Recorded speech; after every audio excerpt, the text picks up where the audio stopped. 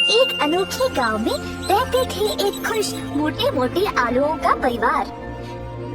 परिवार में थे 4 सदस्य, मम्मी आलू, डैडी आलू और 2 भाई टिंकू, चिंकू। डैडी आलू पढ़ाने जाते थे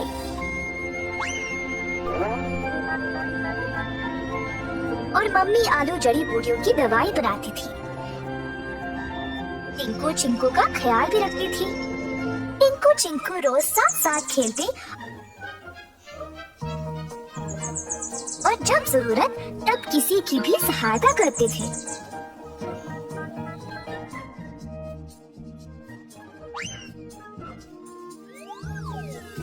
जब तक वे घर वापस आते देर हो जाती थी और मम्मी आलू चिंतित हो जाती।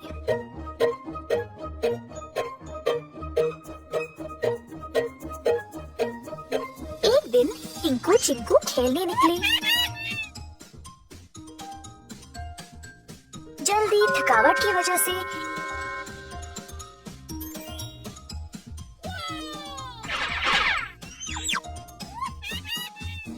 एक सब्जी की टोकरी में गिर पड़े। एक बड़ा बैंगन जो पहले से ही टोकरी में था,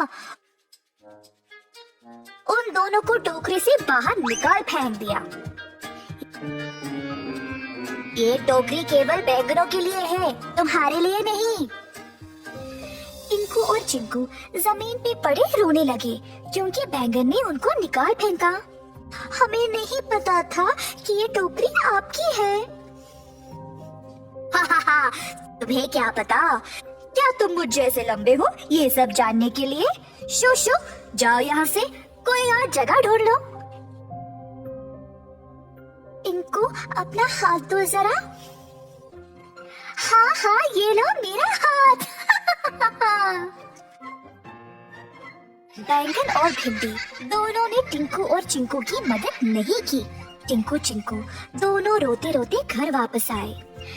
मम्मी आलू ने दोनों को रोते हुए देखकर पूछा कि हुआ क्या।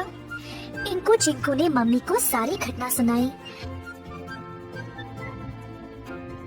मम्मी आलू ने सब्र से सब कुछ सुना, उन दोनों को मनाया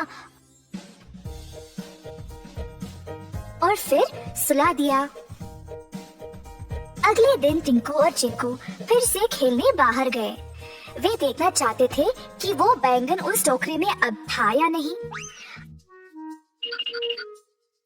अंदर झांक के देखा तो टोकरी में कोई नहीं था, पर उनको किसी के रोने की आवाज सुनाई दी। टोकरी के पीछे देखा तो बैंगन वहाँ बैठे अकेला रो रहा था। बैंगन भाई, क्या हुआ? क्यों रो रहे हो?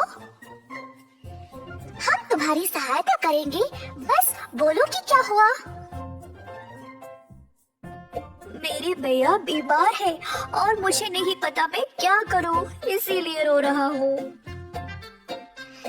फिर दोनों आलुओं ने बैंगन के साथ उसके घर गए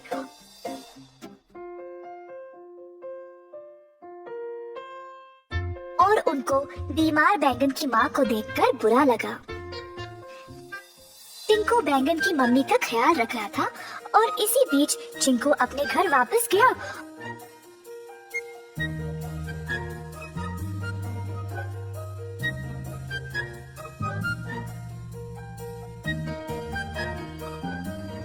और उनके लिए एक उचित दवाई लाई।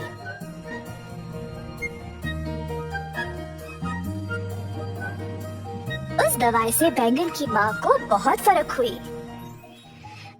बैंगन हैरान था कि कैसे टिंकू और चिंकू ने उसकी मदद की। बैंगन के इतना रूखा होने के बावजूद भी दोनों आलू भाइयों ने उसको मेहरबानी दिखाई। उस दिन से बैंगन ने अपना रवैया बदला और अपने दोस्तों को भी यही सिखाया। चल सब सब्जी टिंकू और चिंकू की तरह उपकारी बन गए।